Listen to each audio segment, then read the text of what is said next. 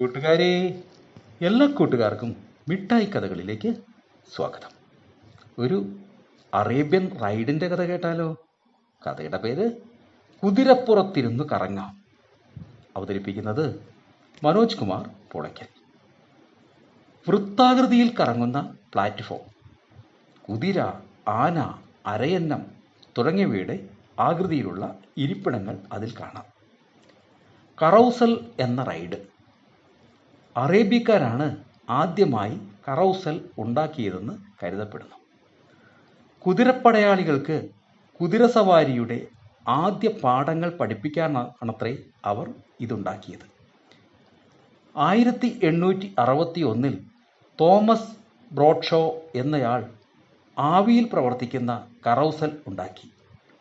1880 മുതൽ അമേരിക്കയിൽ പ്രചാരത്തിലായ കറൗസൽ പിന്നീട് ലോകത്ത് എല്ലായിടത്തും എത്തി.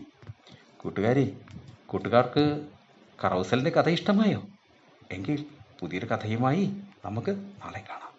എല്ലാവർക്കും നല്ലൊരു ദിനം ആശംസിക്കുന്നു. Story uncle.